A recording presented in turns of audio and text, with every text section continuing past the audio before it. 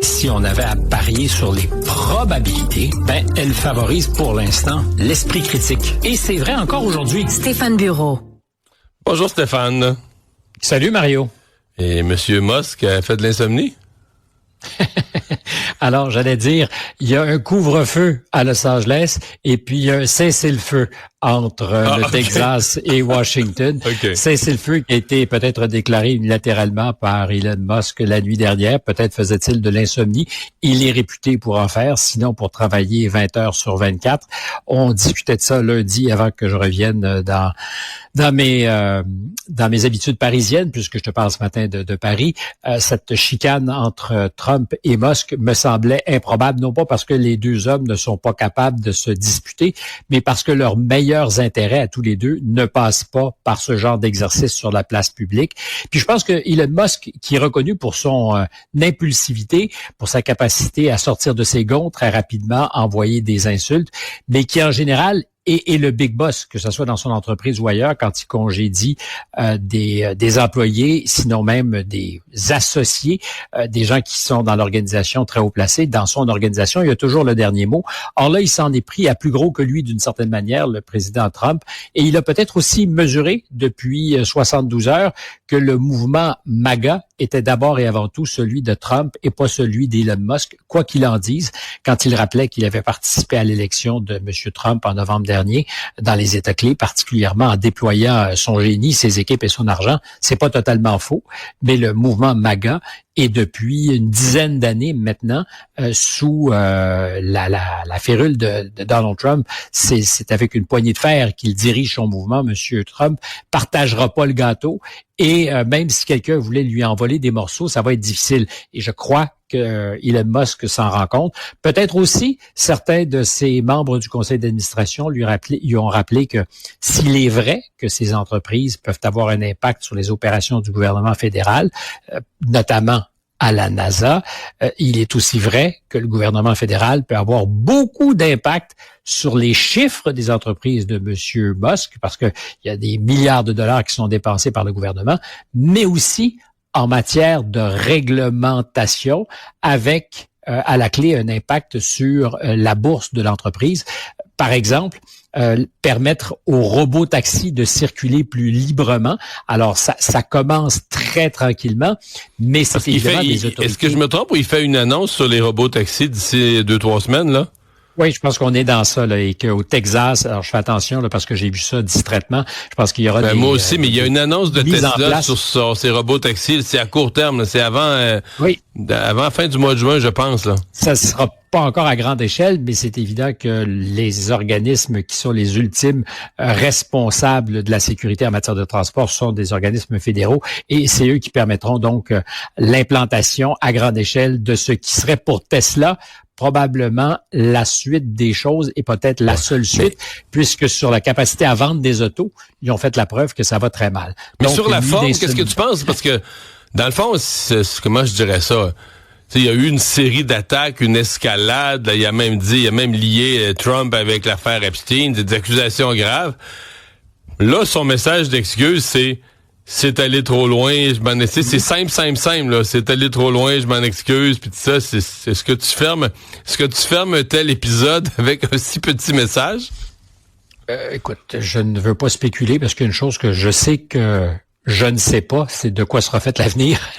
Et donc, c'est probablement, en tout cas, une démonstration claire, circonspecte, pas beaucoup de mots, pour dire j'ai peut-être dépassé les bornes. Faut voir que Donald Trump, la semaine dernière, toute chose n'étant pas égale, avait choisi, lui, de ne pas s'épancher non plus. C'est-à-dire qu'il avait riposté, mais a aussi dit je connais Elon, c'est le genre de choses qui arrivent, je vais pas en rajouter. Donc, il y a du côté de Trump, il y avait déjà, je dirais pas une retenue, il est pas reconnu pour ça, mais il y en avait pas beaucoup ajouté comme il est capable de le faire. Puis si on parle de Los Angeles, on verra que là, il y avait les moyens et a choisi d'en rajouter, d'ajouter de l'huile sur le feu pour probablement de bonnes raisons politiques. Dans ce cas-là, peut-être que c'est la branche d'olivier que devait tendre Musk pour que Trump, qui est aussi à fleur de peau en ces matières, puisse se dire, ben ça y est, c'est correct, on passe à autre chose. Et dans le meilleur des cas, s'ils arrêtaient juste d'en parler, puis à défaut de se serrer la main publiquement, continuer leurs activités, je pense que les deux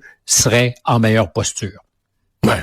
Bon, à suivre. Donc, comment tout ça va se développer? Est-ce que M. Trump va répondre à ça? Moi, j'ai l'impression que Trump va juste être au-dessus de ça, puis même pas l'assumer aujourd'hui. Mais en tout cas, l'avenir nous le dira. Ou simplement dire qu'il a compris que c'était mieux comme ça. Ouais. Peut-être. Bon, couvre-feu à Los Angeles, c'est la mairesse qui a imposé ça hier. Par contre, là, il y a des manifestations qui ont gagné plusieurs autres villes, bon, de diverses ampleurs, mais sans le genre de violence ou sans brasse camarade comme on a vu à Los Angeles, là. Non, puis encore faut-il rappeler que cette brasse camarade de Los Angeles est, je suis pas en train de réduire la portée des faits. C'est d'ailleurs ce qu'espère M. Trump à chaque fois qu'il entend les démocrates dire c'est pas la fin du monde, il y a de la casse, mais on peut s'arranger avec ça.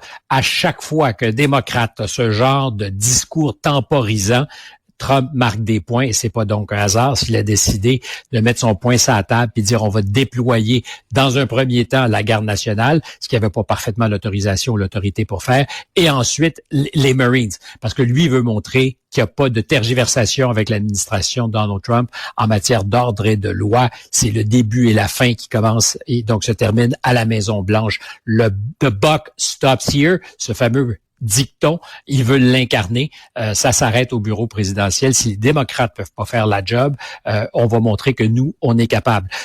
Donc, est-ce que ça risque de s'étendre ailleurs aux États-Unis?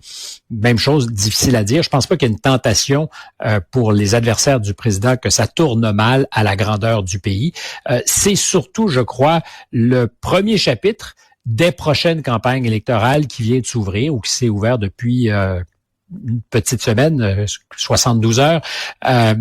D'abord, les élections de mi-mandat pour M. Trump, qui annonce à tous qu'il a les choses en main, qu'en matière d'immigration, il n'y a pas de compromis à faire. C'est ma théorie répétée lundi. S'il y a un plafond de verre à M. Trump, qui peut pas aller tellement au-dessus de 50%, il y a un plancher béton, et ça devient du béton armé quand on ajoute la variable immigration. Là-dessus, il a l'appui d'une fraction très importante de la population américaine, et à chaque fois qu'il peut faire la démonstration qu'il ne fera pas de compromis, alors il y aura des gens pour dire c'est le dictateur en lui qui montre son nez, c'est des dérives totalitaires qui sont inacceptables, mais il y aura une portion de l'électorat substantielle qui est avec lui. Le mouvement MAGA, puis à la frange de celui-ci, des Américains qui disaient il faut qu'on arrête, il faut qu'on ferme les robinets, il faut qu'on reprenne le contrôle du pays. Et dans cet esprit-là, cette confrontation, elle est extraordinairement utile politiquement à M. Trump, parce qu'il faut voir qu'à l'origine, c'est ce qui s'est passé. C'est des manifestations organisées à Los Angeles après que des arrestations eurent lieu sur des milieux de travail ou dans des milieux de travail par les agents de la frontière qui étaient en quête de ces illégaux. L'éminence grise de ce dossier-là, Stephen Miller, veut monter à 3000 arrestations par jour. C'est des chiffres semble-t-il qu'il a mis de la pression, semble-t-il qu'il a mis de la pression sur son ministère, dans la hiérarchie du ministère pour dire là, il faut augmenter le rythme, il faut faire plus d'arrestations. On veut faire des chiffres. Ouais. Et 3000 par jour, c'est plus ou moins 1 million par année. Ça commence à être du costaud. Mais c'est vraiment pas assez pour atteindre le 10, parce qu'un million par année fois 4, ça fait 4 millions. M. Trump a promis 10. Non, mais ça nous donne une idée de comment cette promesse-là était réaliste, là, tu comprends? Parce que est-ce qu'on peut rappeler qu'il voulait aussi régler la guerre en Ukraine en 24 heures, même si je pense qu'il ne fallait pas prendre littéralement cette promesse-là. Mais à partir du moment où tu maintiens le cap sur les 3000 arrestations par jour, tu commences à être dans des chiffres importants.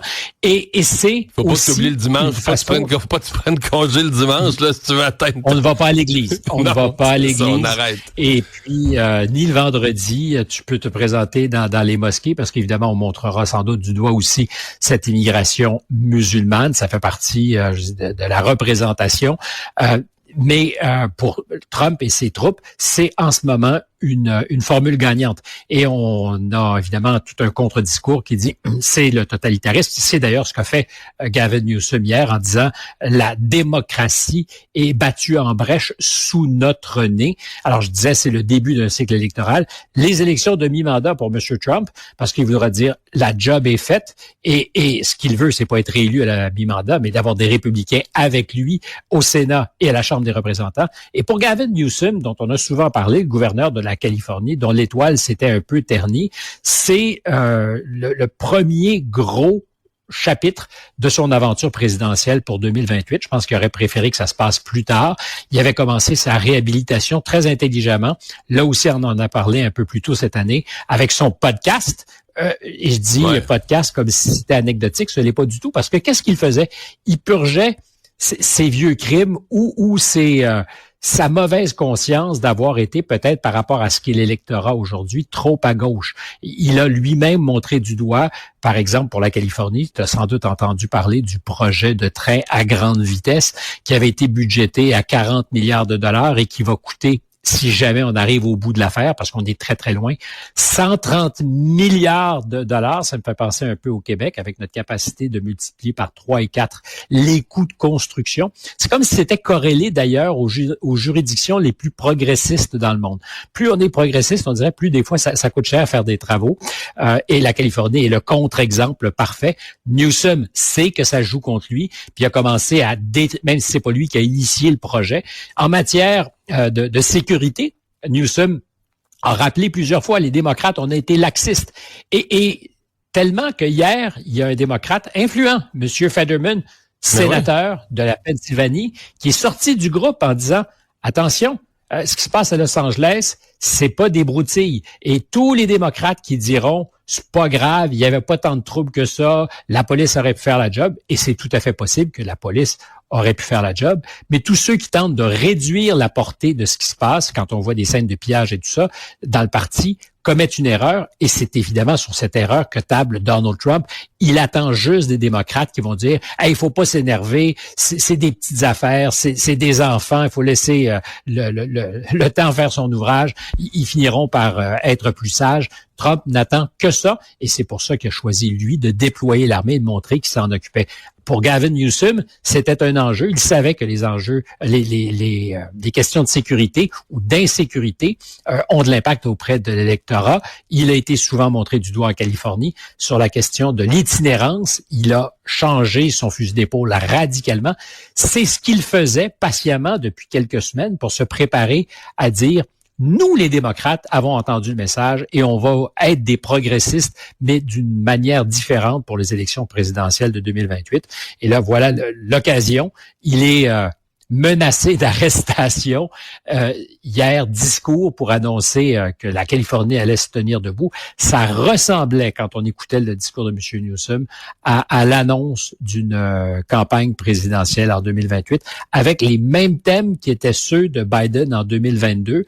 Alors, je suis pas sûr que c'est lui qui a écrit tous les discours, mais qui ont eu de l'impact aux élections de mi-mandat pour les démocrates, quand on disait attention, il ne faut pas que Trump revienne. La démocratie est en jeu. C'est l'avenir de la démocratie qui va se jouer. Exactement le thème de Gavin Newsom hier, qui est en train de se faire doubler par la droite, par le président, qui sentait qu'il y avait là une fragilité et qui a créé les circonstances pour dire, regardez, les démocrates laissent faire les émeutes à Los Angeles. Ça prenait le président des États-Unis qui mobilise la garde nationale pour ramener l'ordre dans les rues de la métropole californienne.